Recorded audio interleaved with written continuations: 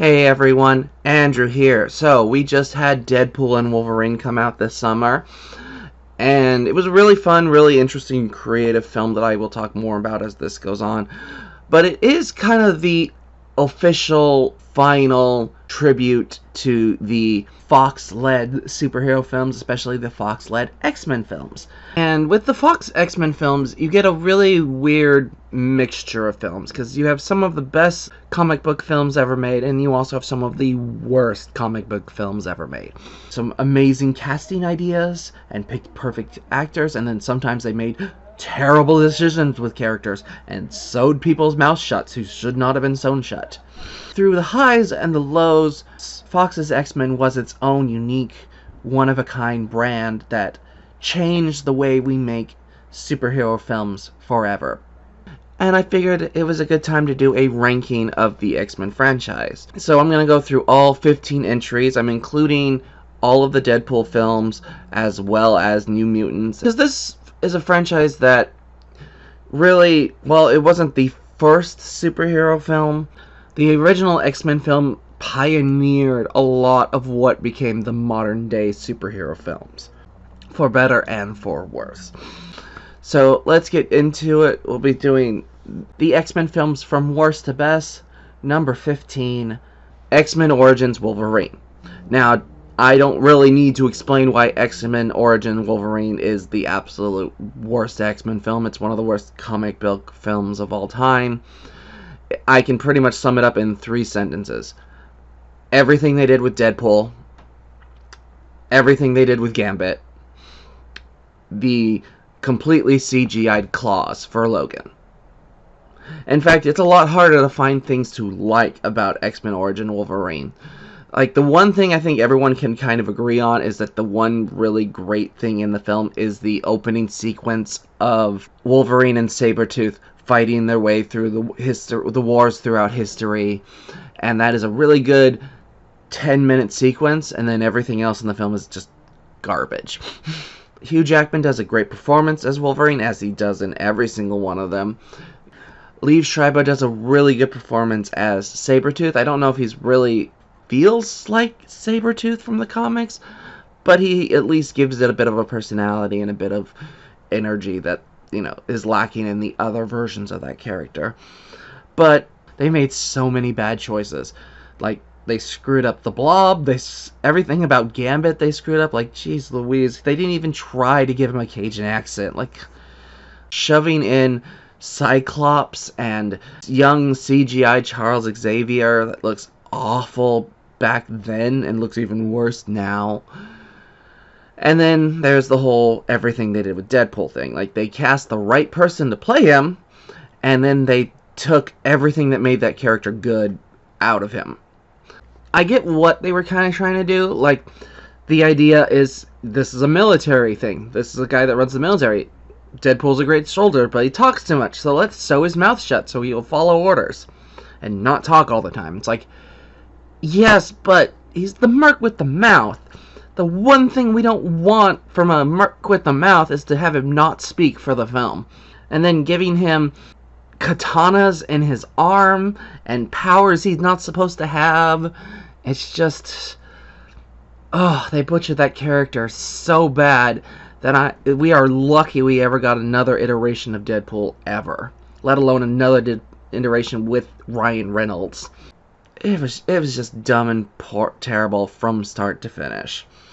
And I know a lot of the stuff that went on with this film, like the fact that this film was done during a writer's strike, so they came up with a first draft, and then they couldn't change anything because it would go against the strike stuff. But it's like, I always hate these kind of stories where this happens, where I'm like, this is going to be a $1 billion picture when you release it.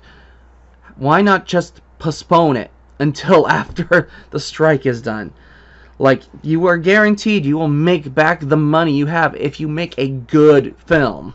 If you make a shit film like this is, you're not going to make back that money. Like, this film was so bad that it scrapped all of the other X-Men Origin films. Like, instead of doing X-Men Origin Magneto, which was supposed to be the next one, they did First Class instead, which was a much better choice. Number 14, The New Mutants. This is a film that barely qualifies as an X-Men film because it has so little to do with it. It's literally just, we took a bunch of mutants and shoved them into a child's home and had a psychologist trying to help them, and them ending up more screwed up. It's also a film that's predicated on the mistranslation of a old saying, because in this film, it's there are two bears inside of you, one good and one evil. Which one is stronger? And it's whichever one you feed. But the saying is it's two wolves inside you. But they decided to make it bears for some reason. I guess to just have a big bear smoke monster at the end as the main villain. And then you have the horrible story, the horrible CGI, the lackluster characters. Honestly, the only character in this that is remotely memorable for me is Anna Taylor-Joy as Magic. And even that is just kind of meh. The bad ending, the terrible pacing, it's just a not fun or interesting or creative film in any way, shape, or form. It's a film that went through production hell. It's a film that probably should have never been released, but at the end there, they had no choice but to kind of just send it out to die. And they chose the perfect time to do so because they did so during COVID. Number 13, Dark Phoenix. This film was a mistake from the get-go. First off, the person who primarily wrote the plot for this one is the exact same guy who wrote The Last Stand, the other Dark Phoenix attempt. Why in the hell did we give him a second chance to write this story when he did such a piss-poor job the first time? And then add in the fact that they made him the director for this one. And he was not good. Like, I get every people deserve, a chance to start and a chance to get going and figure this out. But this was his first directing job, and he had no idea what he was doing. Like, I can forgive the fact that the final act doesn't work because they had to reshot the entire thing because the original ending was too close to what they did with Captain Marvel. Understood. That doesn't explain the terribleness of the entire rest of the film. Adding in the aliens people for no reason that had nothing to do with anything. You took this Jean Grey and made her the Dark Phoenix, except we've only had one film to connect to her in any way, so we have no emotional connection to this version of Jean Grey whatsoever, so nobody cares when she goes evil. Killing off Mystique, which I 100% understand why they did it, because, Jennifer Lawrence didn't want to come back and basically made it a requirement. But the fact that she gets killed and there's like a 2-second scene where they mourn it and then they're over it for the rest of the film is just... I also don't get why they keep time jumping for this chunk of the series. First Class took place in the 60s. Days of Future Past takes place in the 70s. X-Men Apocalypse takes place in the 80s. And for some reason this takes place in the 90s. Despite the fact that Charles Xavier looks the exact same as he did in the 60s. And even the kids from the 80s haven't aged at all. Why wasn't this just set like a year or two after Apocalypse? Why did you jump to the 90s? It has a couple ideas that kind of sort of work. Like, the one scene in this that I think kind of sort of works is Jean Grey using her powers to force Charles Xavier to stand up and walk on his able to hold his body bones. So you're just hearing them crinkle and crack under that is kind of creepy and kind of works, but literally nothing else really does. And was a real kind of wet fart for the entire franchise to go out on.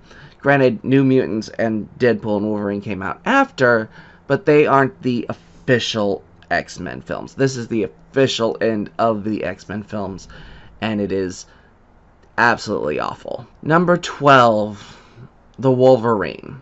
This one is a bit controversial. I know a lot of people really like this film, and there's stuff in this film that I do enjoy, but at the same time, this is a really dry, dull, predictable, uninteresting film. Like, the opening sequence in Japan during World War II, during the bombings, that stuff's pretty good, but then you get to the modern day, and it's just Wolverine sulking in a cave because he can't deal with the fact that he had to kill Jean, despite the fact that she gave him literally no choice. But then and him being kind of whiny and whingy about it the entire time is just like, ugh. And then he gets invited to go to Japan to see the guy that he saved in World War II, who's like, oh yes, I can give you the one thing you want. I can give you your death. And Wolverine being like, I'll think about it. And then the guy dies, and I'm like, he's probably the bad guy. And lo and behold, he turns out to be Silver Samurai, which they made as a giant mech suit. It's a shame, because this was kind of the one film we kind of really wanted from a Wolverine one, set in Japan, with the samurai's aesthetic, fighting the Silver Samurai, and they just don't really do any of it super well. The one sequence I think that kind of works is the fight on the bullet train on the roof. Kind of works, but everything else is just kind of iffy. They try to give him a new love interest, bad guy's granddaughter, and it doesn't work because he spent the entire time moaning about Jean. So I'm like, why am I supposed to be invested in this relationship when Wolverine isn't invested in this relationship? Poor choices, poor things. They had a couple interesting characters. Bringing in Rila Fukushima as the assistant warrior ninja that helps out Wolverine worked really well, but they didn't do anything super interesting effects-wise or arc-wise or character-wise. It feels like the middle of a series, which it kind of is. It's kind of the connecting point between Last Stand and Days of Future Past. At the end of the day, this is like the most forgettable to me because it's just nothing really happens. Nothing important, nothing of interest. It doesn't really grow Wolverine's character in any way, shape, or form. It's just an adventure that he went on. Number 11, Once Upon a Deadpool.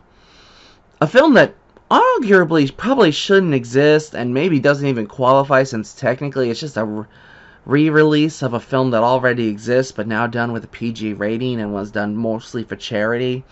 But it is sold on DVD as its own individual film, so I'm counting it. They took Deadpool 2, they cut out all of the gore, some of the swearing, added in this whole subplot where Deadpool kidnapped Fred Savage and basically took him to a recreation of his bedroom from Princess Bride, and he's now telling him the story of Deadpool 2 with all these PG things. And those scenes actually kind of work. They're a little bit funny, and they have some good moments. Kind of prefer Marvel movies. We are Marvel. Yeah, but you're, Marvel licensed by Fox. It's like if the Beatles were produced by Nickelback. It's music, but it sucks. You were nicer as a kid. It still has the charm of Deadpool 2. Well, I'm amazed at what they actually managed to still get away with, because they still have, like, Deadpool getting cut in half and killing people, and the guy falling into the wood chipper and stuff. You don't necessarily see that, but you see enough that you can piece it together in your brain. Mostly, they just took out a lot of the swears and a lot of the blood. But overall, at the end of the day, this film is just a watered-down Deadpool 2. Granted, a watered-down Deadpool is still better than some of these other X-Men films. Number 10, X-Men The Last Stand. So, this one has a couple decent ideas, but overall it's just really poor in its execution, especially of the Dark Phoenix and her arc. She has really no motivation throughout most of this. Like, she's not even really being driven by rage that much or anything. She's just this kind of walking source of disaster, and it doesn't really work. Overall, this one is just kind of a lack of ideas and a lack of execution, and I just didn't know how to tell this story in a creative and interesting way. Which is really frustrating when you remember that this is the same guy that goes on to write Dark Phoenix, which, again, if he couldn't do it right the first time, why did you give him another shot?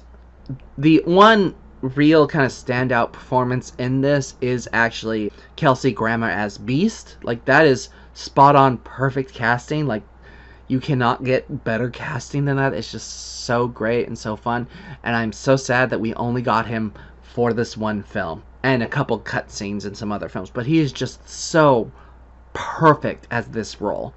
I hope, since the MCU looks like they're going to kind of bring the Beast back as this more digital CGI character, that they keep Kelsey Grammer as the voice, because it is just spot on perfection.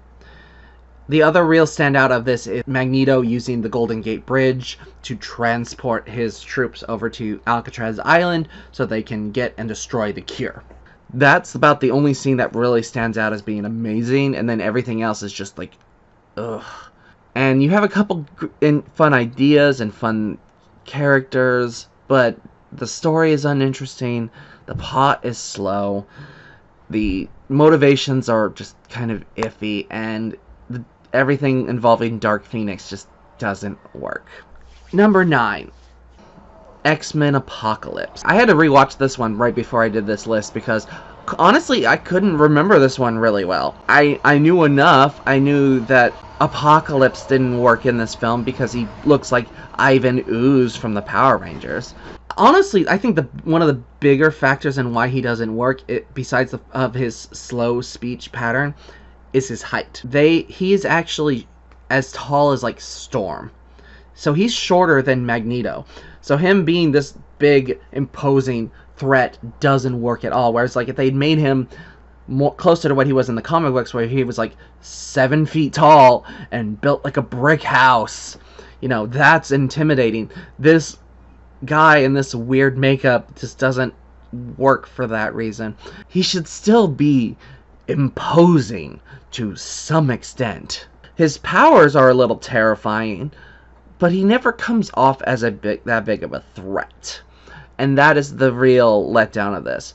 There's also a whole section in the middle where a bunch of the characters get captured and they end up going to the Weapon X program, and Cyclops and Jean Grey have to unleash Wolverine to rescue that. I completely forgot this was even in this film. I thought it was in Dark Phoenix. Which, having now known that, I'm like, that would have bumped up Dark Phoenix a little bit to have that scene in there, which makes it one of the saving graces for this one. Because that sequence is actually really good, but it's completely pointless and doesn't have to be in the film. It's just there to get in a Hugh Jackman appearance. It does have a really great sequence with Quicksilver rescuing everyone in the mansion, which is on par, if not slightly better, than what he does in Days of Future Past. But the entire rest of the film is a bit of a letdown, and it doesn't really do a great job of showing off any of these characters. It's like, we have Psylocke, she gets to do 4 attacks in the entire film. We brought in Jubilee, we finally got her for you guys. She's in 2 scenes and does literally nothing. Unfortunately, that is one of the biggest flaws of the Fox X-Men universe, is they kept introducing great characters and proceeding to do nothing with them. They brought in Colossus multiple times, and the only time he got well used was in the Deadpool films. But yeah, this one is flawed. It has some good ideas in it. I like the new Magneto arc for this one, and I especially love when he decides to finally go good again. He protects Charles Xavier by creating an X out of the girders. Like, that was cool, and them having to all team up together to defeat him was kind of good. I love the look of Storm in this. I'm sad she didn't get well executed in this film or Dark Phoenix. It's a flawed film, but it does have more merits than some of these others. Number 8, Deadpool 2. A lot of people I've seen arguing that this film is actually better than Deadpool 1, and it definitely has some of the better jokes and some of the better fights, but I think it's missing a bit. It doesn't help that they kill off his girlfriend in the first scene. It doesn't help that Fire Fist kid is kind of annoying more than he is actually likable. Like, I like him by the end, but he's like really rough in some of his scenes. It's a character where they threaten to kill him multiple times, and I was like, yeah, sure, go ahead. Cable is interesting. It's like Josh Brolin does a decent job of portraying him as the stern character, but he doesn't necessarily bounce off of Deadpool very well. Especially when you compare to what happens in, like, Deadpool and Wolverine with that chemistry. It doesn't work, and it kind of is weird because it's like, at no point did I believe Cable remotely liked Deadpool in this one. So him sacrificing his future to save Deadpool was just kind of like, okay. Everyone does a great performance in this, and it has some really good action scenes. I love the use of Juggernaut. I like that the villains are just these very horrible human beings. Like, they're not mutants, they're just these asshole humans. Like, kind of works. It has some really good jokes, some really good stuff into it, but it's lacking a little bit of the heart that the first one had for me. Speaking of, number 7, Deadpool 1. I'm so happy that we got this film. I'm so happy that Ryan Reynolds fought so hard and so long to get this film made. because they didn't want to make it. Like, Fox did not want to do this. They greenlit it at a point, and they were pitching the idea of it, and Ryan Reynolds was fighting to get it done, but they kept saying, no one's going to want to watch this, until someone leaked the test footage of the opening fight sequence. And that blew up on the internet, and they saw that everyone would love it, so they went, yeah, sure, we'll let you do it for a very minuscule budget. But we'll release it in February because, we don't expect it to do well, and it became one of the highest selling R-rated films of all time. Thank goodness to whoever did that, because I don't want to live in a world where we didn't have this film and we didn't have Ryan Reynolds' version of Deadpool, because he is spot on perfection as this version and not the X-Men Origins version. And it's got such good action and comedy and story, and Ryan Reynolds really gets to prove why he's perfect for Deadpool in this and balancing all of that stuff. You also have Ajax as the villain, who I've heard some complaints about him not being a great villain. I think he's perfect for this part and this role, because he's just there to be annoyed that Deadpool keeps getting in his way. He's like, come on, I just want to do my evil things, leave me alone. It really kind of works well for it. He's not an amazing villain. He wouldn't stand out in any other film, but he works really hard in this. I love the use of Colossus in this. I think that's the best use of that character and made him work really well. I love Negasonic Teenage Warhead. They took this character from the comics who's a cool name, but literally did nothing in the comics. Like, I think she dies shortly after being introduced, and her powers aren't even what this version is, but they managed to make this really cool, interesting character. I love the love story in this one. I think it works out really well and balances really well. Just this perfect level of comedy and action and storytelling all weaved together. Number 6, X-Men First Class. Was a real highlight when it came out, and it's still a really solid, well-made film today. I know people that say this is their favorite X-Men film, and I can totally understand why. I really do enjoy it. Like, this was a breath of fresh air, because you gotta remember, right before this came out, we just had X-Men Origins Wolverine and X-Men Last Stand. This really was a gamble to any of us watching it, because it's a whole new cast, it's a whole new story, set in the 60s. How is this going to weave into the original? How is this going to work out? Is it a whole new, completely separate timeline, different thing? And they managed to get not only a stellar cast that really lived up to these characters and embodied these characters, but you had an interesting story, an interesting villain, an interesting arc. Like, it's got such great action sequences, such great storytelling. At the end of the day, the real only nitpick with the story is that some of the characters are really let down in their depiction. Misuse of certain characters and not giving them really much to do or any real purpose. You had, like, Darwin, who was this guy who could adapt to anything, and they just kill him using a nuclear bomb for no reason. He got one cool scene where he dunked his head in water and he gained gills. That's literally all he did for the entire film. You have all of the people that end up on the Dark Brotherhood, like Azazel, and especially like Emma Frost, who is literally there just to be eye candy. And they got an extremely hot girl to play her who has no acting ability, and they give her nothing to work with, and it just comes off bad. But then everything on the X-Men side works really well. You got Banshee, you got Havoc, you got Mystique and Magneto and Charles and Beast all working together. Granted, I don't particularly like the Beast design in this one, but it has such a good origin for the story. It's a great starting point that has real energy, real life, real heart to it.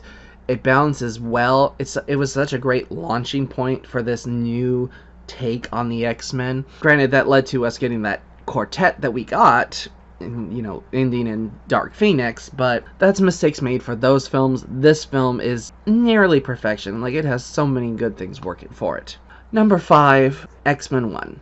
So the original, the first X-Men film, this is, to me, the film that really started the Marvel comic book films, really started the superhero films as we know them today. Blade came first, as well as, Batman's and the Superman ones, but this is really the template of what all of the Marvel films kind of became after this fact. From the black leather, to the teaming up this way, to the emotional drama mixed into the action stuff. A lot of these good elements and a lot of the bad elements start from this version of X-Men.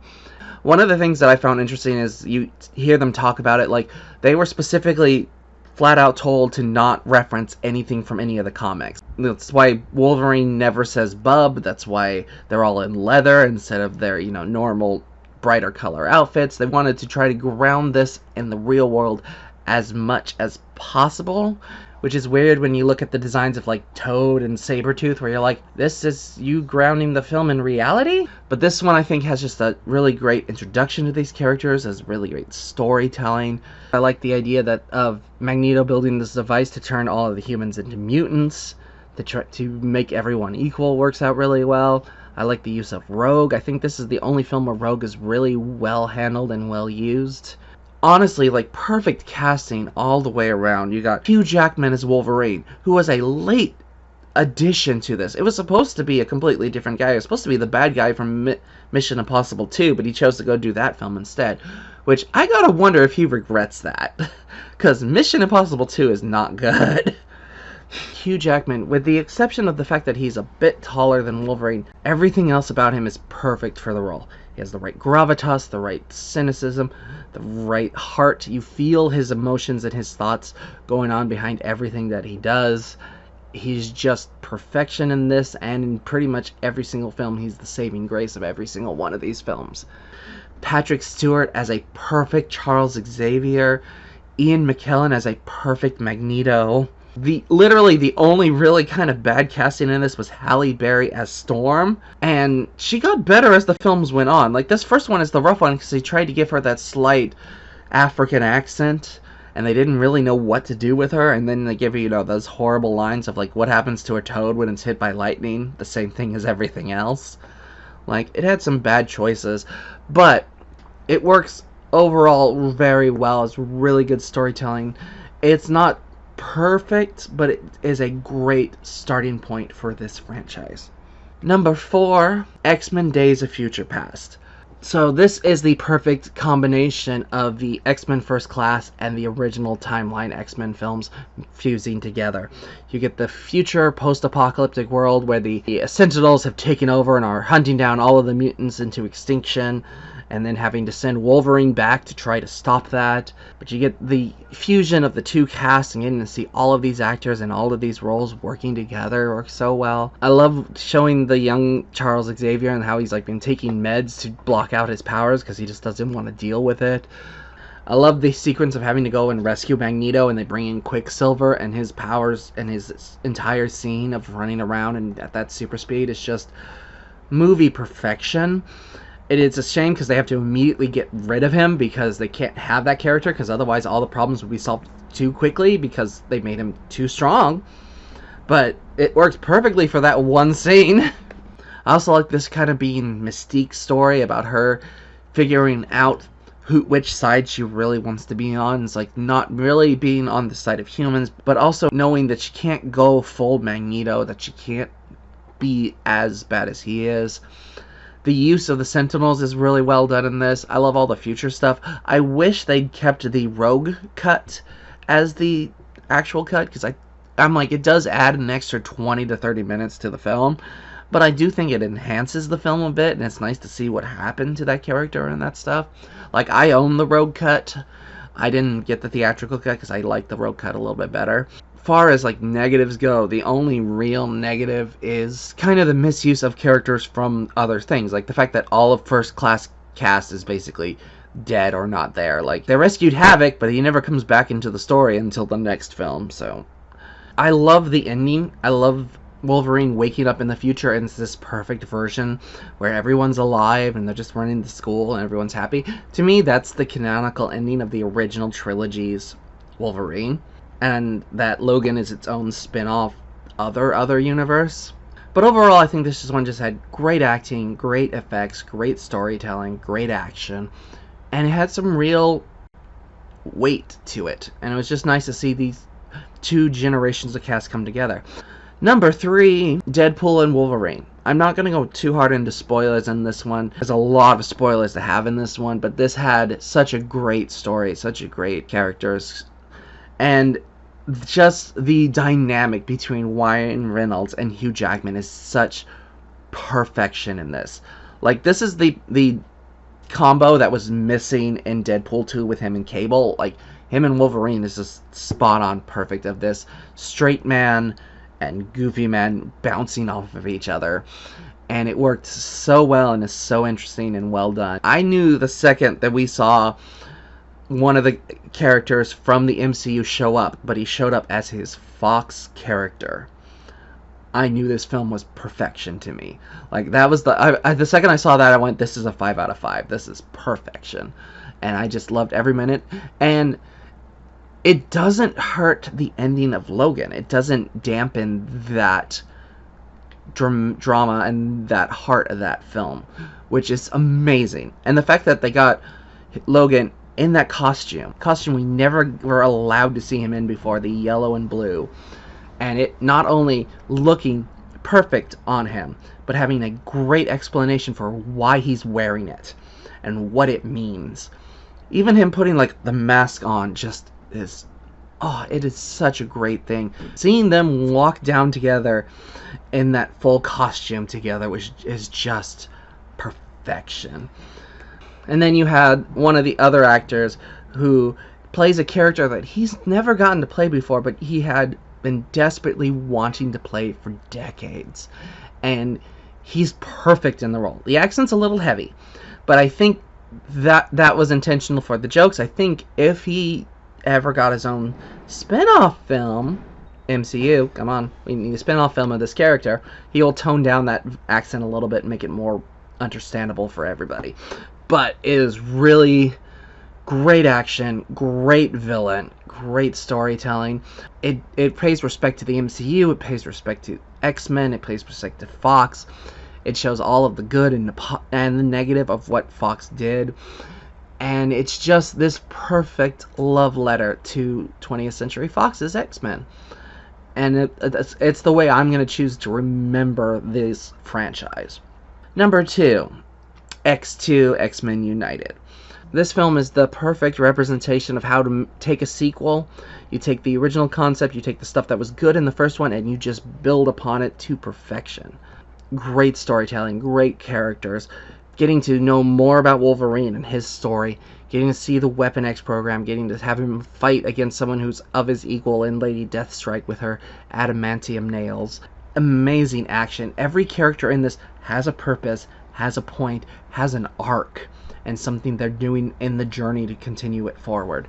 Like, the fact that Pyro got some decent screen time in this is amazing, and that he had an actual arc and stuff. I love Brian Cox as the Stryker villain, the guy that wants to control everyone. He uses his own son to manipulate Charles Xavier into killing all the mutants, and then he gets rescued by Magneto, and then Magneto uses the son to make Charles kill all the humans. You get to really actually feel the weight of Jean Grey sacrificing herself to save everyone, despite the fact that everyone knew she was going to come back as Phoenix for the next one, because they made it blatantly obvious. But also the storytelling of having that opening sequence with Nightcrawler attacking the president and not doing it under his own free will, but being forced to, and his use and his like, just the makeup and the design that they did for him is just spot on perfect. It's just this perfect sequel that just takes everything we loved about the first one and makes it better. Number 1, Logan. Logan, to me, is not only the best X-Men film ever made, it is the best superhero film ever made.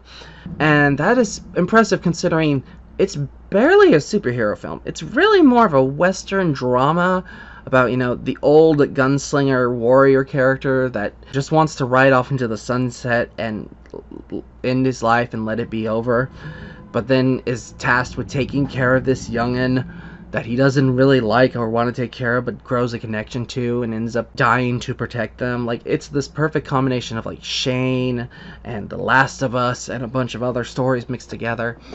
And it works so well, partially because it is the culmination of Hugh Jackman's performance. It's all 17 years of his performance coming to this dramatic, amazing end that I'm still shocked works as well as it does, and is still just as impactful despite him coming back for Deadpool and Wolverine. And you'd think that would lessen that somehow, but it doesn't. It doesn't at all.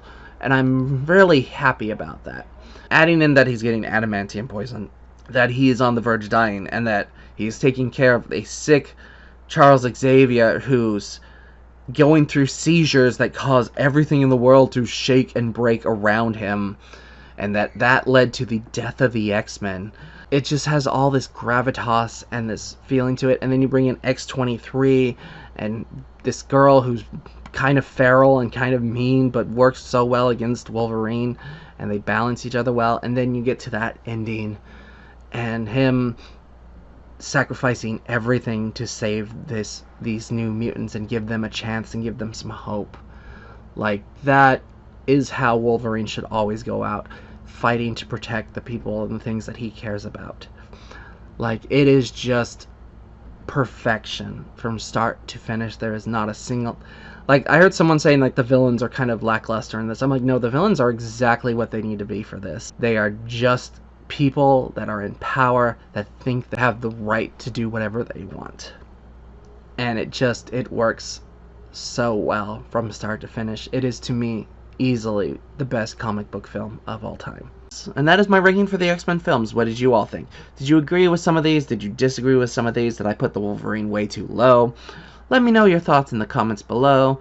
This is a franchise that I truly did love, and I do own like majority of these films, and I do appreciate so many of them. But they also made a lot of really bad decisions overall. Not to say, like, the MCU is perfect. MCU has also made a bunch of bad decisions over the years. But they at least respect the source material and, like, respect the characters and the story and the arcs of this. So I believe that X-Men universe is in the best of hands with MCU. But the fact that we will never get another Fox-style X-Men ever again is a bit on the sad side. That's my thoughts. Happy watching, happy reading. I'll see you all next time. Bye.